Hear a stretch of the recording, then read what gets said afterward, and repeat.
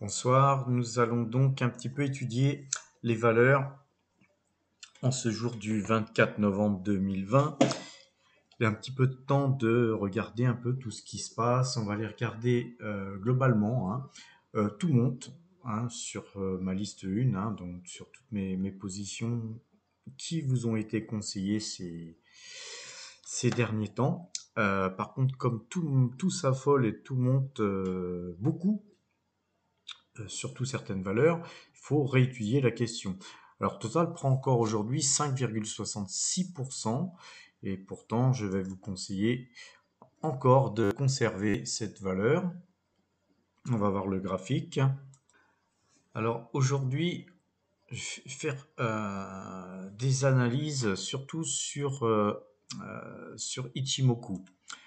Toutes les valeurs seront analysées de la sorte. Pourquoi? Parce qu'il y a un intérêt vraiment aujourd'hui à sortir un petit peu de la moyenne de 12 de Directional Index Mouvement qu'on peut toujours regarder, mais qui n'ont plus tellement de sens, tellement la hausse est impressionnante.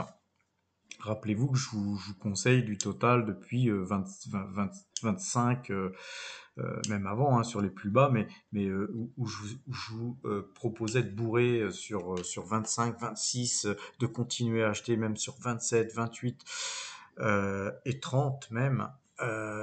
Et aujourd'hui, que faire sur cette valeur? Alors, qu'est-ce qu'on regarde?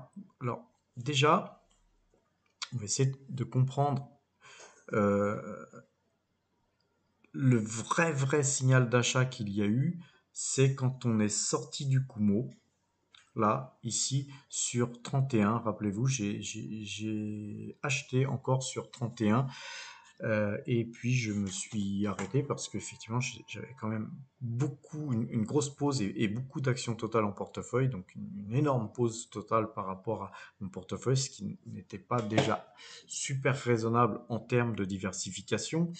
Mais continuer à en acheter n'aurait pas été du tout raisonnable. Alors là, on a une sortie de Kumo, et dans le même temps, vous avez une sortie de Kumo ici, euh, de cette Shikuspan qui a été ici sortie en même temps que, en fait, ici, les cours ont continué à monter. Donc en fait, on a un premier signal d'achat ici, qui était fait pour les courageux sur les moyennes de 12, directional mouvement, etc. Un deuxième signal d'achat sur Ichimoku, parce que vous voyez cette ligne-là, ici, sur la SPA, qui a été franchie, c'était vraiment une résistance qui a été franchie, mais brutalement avec une énorme bougie, et le lendemain, on a continué. On a tenté de revenir sur le Kumo, mais en vain. Donc en gros, là, aujourd'hui, tout est acheteur, plus rien n'arrête. Alors, quand je dis plus rien n'arrête, si ici vous avez cette bougie-là, vous avez 39,36, là vous avez 39,44, pardon, qui est le point le plus haut, qui est encore euh, en ligne de mire, puisqu'on y est presque, hein, et je pense on va y aller. Alors après, comment on calcule les prochaines résistances? On regarde là sur le Kumo, on s'aperçoit qu'ici, il y a eu un moment où quand même on a fait un petit palier. Et je vous en parle depuis quelques temps. Je vous dis que je vois cette valeur sur les 41, 45. Et là, ici, 41, ça représente ici à peu près entre 39,85, ici la Chikuspan, et 41, ce petit palier, une grosse zone où l'action totale aura du mal à passer, et je pense qu'on butera sur cette résistance et que il est fort probable qu'il y ait un reflux des cours assez puissant, pourquoi pas si on va jusqu'à là, 40, je pense qu'on pourrait retourner sur 37, 38, 37 avant de repartir. Voilà. Et ensuite, le prochain palier, c'est du 44, 45. La zone 44 sera à portée. Je pense qu'en fin d'année, on peut très bien y être. Alors, ceci dit, voilà, c'est une analyse graphique, ça vaut ce que ça vaut. La problématique de sortir de ce titre parce qu'il a beaucoup monté pour racheter 2 euros plus bas est extrêmement périlleuse puisque vous risquez de jamais racheter plus bas. Et voilà, si vous avez en fait acheté sur les points où je vous avais conseillé d'acheter parce que la valeur était pas chère et qu'elle offrait plus de 10% de rendement, voire 10% de rendement un peu plus haut, pourquoi vous défaire de ce titre alors que tous les trimestres, vous allez toucher un gras dividende qui vous permettra d'acheter d'autres actions. Le prochain dividende est en fin décembre. Je pense personnellement, moi, je vais conserver la totalité de mes titres. Et à cela, une deuxième raison que je vais essayer de vous expliquer maintenant.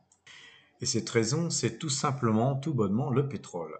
Alors, on va uniquement regarder le WTI, on va pas regarder les deux cotations pétrolières de ce monde, hein, mais le WTI est celui qui nous intéresse particulièrement, nous, en Europe. Mais en gros, même analyse sur Ichimoku. Ici, on casse le nuage, la moyenne de 12 était acheteuse, hein, le directional mouvement aussi, on casse tout, et en fait, la sortie du vaccin, hein, ici, on a le même phénomène sur le pétrole, sauf qu'aujourd'hui, le pétrole, il gagne plus 4,30%. Alors, pourquoi le pétrole monte-t-il autant? C'est très simple, hein. Si vaccin il y a, effectivement, les avions vont se remettre à décoller un peu plus souvent, de plus en plus souvent, et puis, de toute façon, ces vaccins, il devrait falloir les transporter, donc les compagnies aériennes vont s'en donner à cœur joie, donc on va dépenser on va consommer du pétrole. Euh, et puis si tout va bien, bah, les gens seront moins confinés, les gens feront moins de télétravail, etc. Et donc, on va consommer de plus en plus de pétrole, et donc le pétrole repart, et vous le voyez dans les cours. Et donc, évidemment, si le pétrole repart, eh bien, Total repart. Alors, puisqu'on est dans le pétrole, j'aimerais vous conseiller une valeur aujourd'hui qui s'appelle Apache Corporation. Alors, même chose, cette valeur, c'est une pétrolière, hein. Apache, hein, c'est pas un cirque avec des Indiens avec des plumes, hein, c'est une valeur pétrolière. Là, on s'aperçoit qu'il y a un Kumo, hein, qui était extrêmement épais, et, et les cours d'Apache ont perforé littéralement le Kumo sans vergogne, ce qui est assez rare. Vous avez ici en plus une résistance qui est un plat de la SSA qui était assez longue et qui a été pulvérisée aujourd'hui, et ce par un gap. Alors un gap, c'est toujours très très puissant à la hausse comme à la baisse, et donc on a vraiment une inertie très puissante. Pour valider ce signal d'achat sur Ichimoku, parce qu'effectivement la moyenne de 12 et la moyenne et le directional mouvement était acheteur depuis beaucoup plus bas, je vous l'avais conseillé d'ailleurs beaucoup plus bas, peut-être près de 40% plus bas. Mais là, on a une nouvelle impulsion haussière. Et quand on regarde les cours du Brent, avec les cours du brut, hein, euh, personnellement, je serais presque plus acheteur d'ailleurs d'Apache que de Total. Par contre, Apache est une société beaucoup plus risquée que Total. Donc, effectivement, on ne va pas mettre tous ses œufs dans le même panier. On peut avoir une petite ligne Apache, et je vais vous expliquer un petit peu jusqu'où elle peut aller en regardant un petit peu ce qui s'est passé, parce que Ichimoku c'est très sympa, ça nous permet de regarder les points très forts qu'on été beaucoup travaillés dans le passé, et on s'aperçoit qu'ici, alors ici d'abord, hein, on a un premier point qui est à 17,44 €, 17,61 même. Et puis ici, on a, je ne sais pas si vous voyez, une bougie, on va essayer d'agrandir, on voit une bougie ici qui a fait flop, qui correspond à ce point-là. Et je pense que ce point-là est vraiment la target. Donc 17 euros alors qu'on est à 14 et que même je vous l'avais conseillé à 10, hein, si mes souvenirs sont bons. Donc si vous l'avez acheté à 10 et que vous ressortez à 17, vous aurez quand même fait 70%. Je vous dirais, ne me remerciez pas. Voilà. En fait, en gros, ensuite, vous avez un autre point qui est 21 euros ici. Et là, cette zone ici, elle correspond aussi en fait à une zone intérieure du nuage et à la Chikuspan ici où on est resté assez longtemps. Donc je pense que 17 c'est un premier point, deuxième point 21 va-t-on dire. Et maintenant regardons un petit peu d'où vient cette valeur. Et en fait vous apercevez que, excusez-moi, mon truc n'est pas très stable. Voilà, vous apercevez que c'est une valeur qui a été beaucoup plus haut parce qu'elle a coté dans les 100 dollars.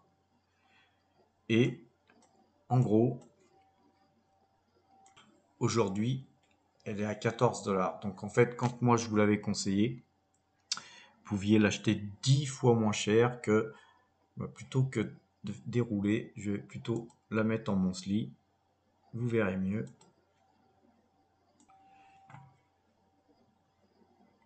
Et moi aussi d'ailleurs. Donc je vous avais dit qu'elle était dans les 100 dollars. En fait, c'était en 2016. Mais en fait, elle a même été à 140 dollars en 2008. Alors 2008, rappelez-vous, c'était la crise, hein, la crise des subprimes, etc. Et on a vu elle avait bien dégringolé, mais qu'elle était toujours au-dessus du Kumo, hein, sur le monthly, et qu'elle s'est fracassée sur le Kumo sans pouvoir la perforer pour rebondir. Et là, en fait, en monthly, on s'aperçoit qu'elle n'a toujours pas perforé le Kumo et que le Kumo, l'objectif c'est plutôt sur les 37, mais il est possible qu'avec le temps, elle aille plutôt buter par ici que par ici, hein. Je pense pas qu'elle monte comme ça en flèche. Donc en gros, beaucoup d'argent à faire sur cette valeur encore. Alors je vais essayer de faire court et pas vous montrer trop de graphiques, hein, mais AXA, on peut toujours garder, ça gagnait aujourd'hui plus 3,82%, on s'approche des 20, je pense même qu'on y a été très proche aujourd'hui. On devrait très prochainement s'installer au-dessus des 20 et je pense que l'objectif sur AXA c'est au moins 22 euros. Coca-Cola monte. Alors Air Liquide, ça c'est une valeur, je ne vais pas montrer le graphique, mais c'est une valeur qui est en contre-tendance, elle perd un petit peu du terrain alors que tout explose. Pourquoi? Parce que c'est une valeur qui a été très stable et qui a même monté pendant la crise Covid. Donc les gens qui ont des bénéfices à prendre là-dessus ont tendance à moyenner pour aller acheter des choses sur des valeurs sur lesquelles ils sont perdants et où il y a peut-être plus de potentiel qu'Air Liquide. Alors LDC, ça monte aussi. Alors vous avez BlackRock, Berkshire, Hathaway et Lilly qui montent aussi. Tout ça, ça monte. Tesla, évidemment, je vous la conseille depuis quelques jours. Ça prend encore 5,37%. Ça s'arrêtera pas là, à mon avis, puisque rentrant au SP500, elle devrait techniquement aller facilement sur les 560 voire 600 dollars. Donc on a encore un petit peu quelques dollars à grappiller. On va rester, en tout cas moi je reste. Alors par contre, si vous commencez à avoir besoin de faire une rotation sectorielle, euh, moi je vous conseille Pfizer, puisque en fait, en contre-tendance, malgré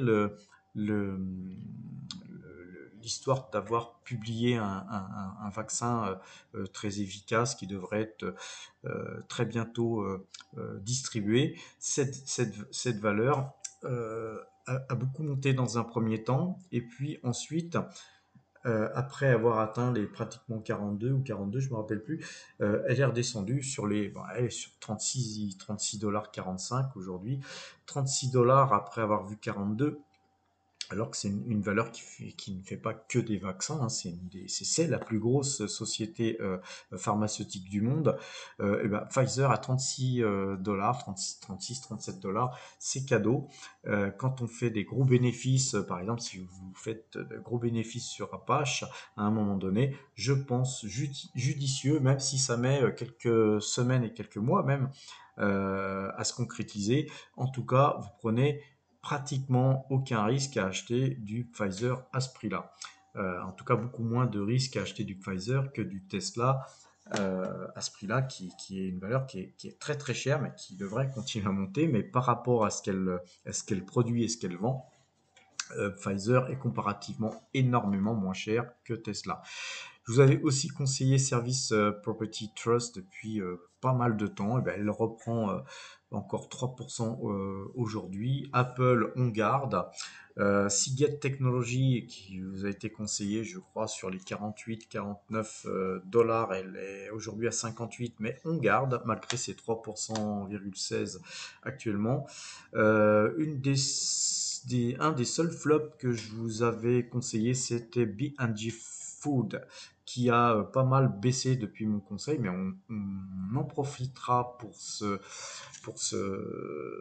mettre dessus un peu plus et de moyenner sa pause, parce que là, on arrive sur un point où 25-26, c'est une forte résistance, enfin un fort support, je veux dire, où on peut rebondir et que cette valeur n'est pas chère finalement. Donc si vous avez des bénéfices sur les valeurs précitées ci-dessus, n'hésitez pas, si vous ne savez pas sur quoi vous polarisez, B&G Food c'est très sympa. Et on a aussi Kimberly Clark qui a un peu baissé par rapport à mon prix d'achat.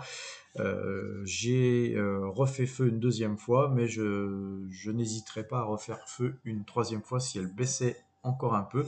Donc c'est aussi une très belle valeur à mettre en portefeuille. GTT, on conserve. Pareil pour Thales, Rubis. CNP Assurance, je vous ai dit qu'elle pouvait aller sur les 14 euros, on y est, hein. Moi, je crois que demain, si on est sur 14, je prendrai je sortirai peut-être même la valeur. Je vais réfléchir, mais en tout cas, on est sur des objectifs qui font que ça peut continuer à monter, mais quand on l'a acheté à 10 et qu'on est à 14, on a fait 40%. On se casse et on voit un petit peu s'il n'y a pas autre chose à acheter pour essayer de gagner plus, bien sûr. Eutelsat, c'est pareil, j'ai sorti la moitié de ma pause, mais comme tout monte, hein, et ben, elle monte aussi, donc peut-être que je sortirai la deuxième moitié si on continue à monter, mais plutôt sur les 10,5, 11, je pense. Hein. Michelin, on conserve, hein, on conserve. Danone, on attend. Si elle reflue un peu aux alentours de 48, 47, je pense que ce serait une bonne zone où racheter.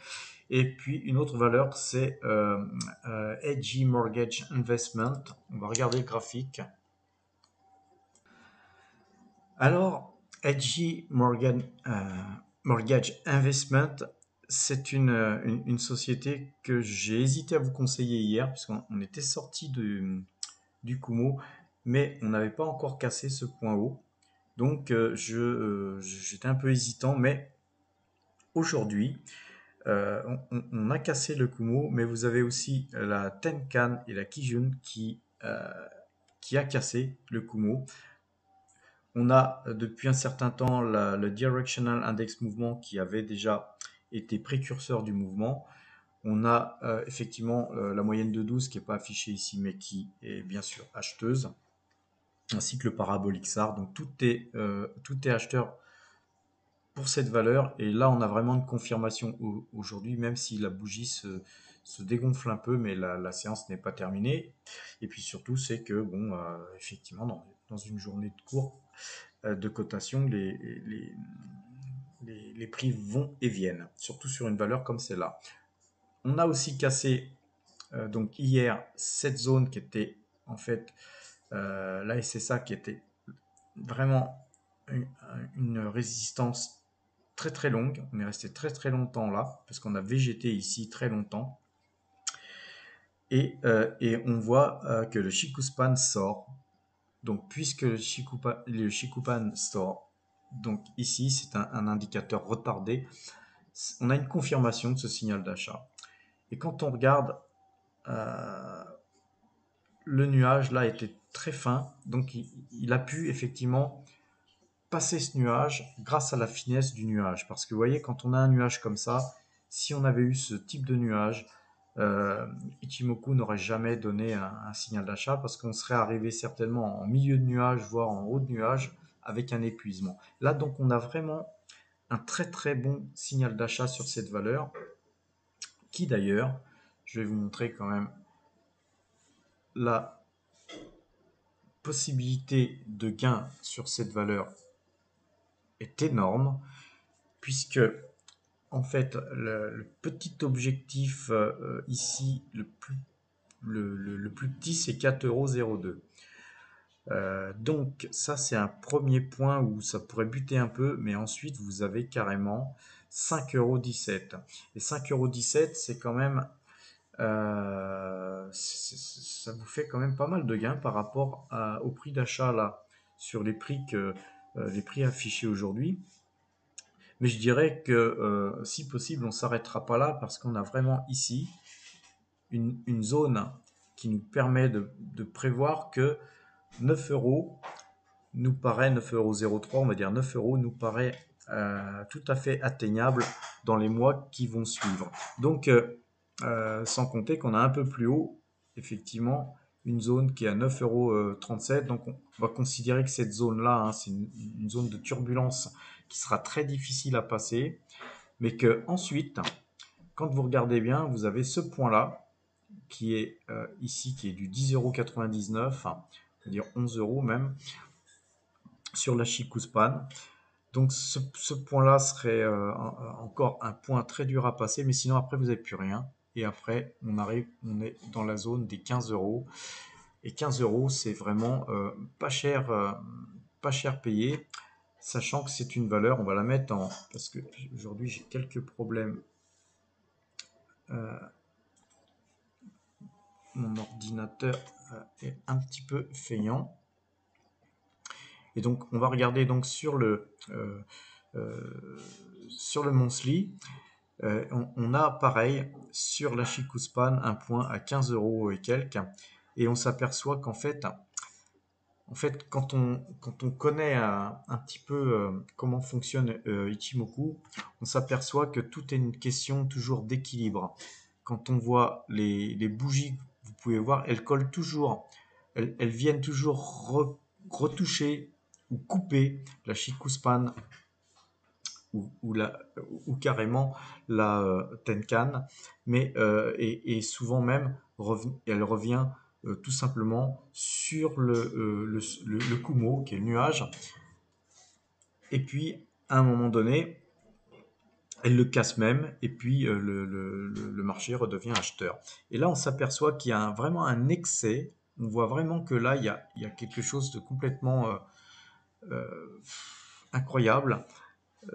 C'est complètement anormal de voir un écart de 10 dollars entre la Tenkan euh, et le Kumo. Donc, soit la valeur va végéter et on reviendra pour toucher ce Kumo par ici, et le transpercer, parce que là on voit il est très, très fin, donc on pourrait transpercer par ici sur une année, en fait, puisque là on voit une année, hein, puisque là on est en yearly, donc chaque bougie fait une année, mais là, cette année 2020 a fait une bougie qui est totalement irréelle, hein. On est complètement dans le monde de l'irréel, et je pense qu'on va voir très prochainement les cours se réapprécier relativement violemment. Donc ça, c'est par contre une valeur très volatile et beaucoup plus risquée que Apache et toutes les valeurs que je vous conseille. Mais une petite ligne là-dessus, je pense que c'est judicieux.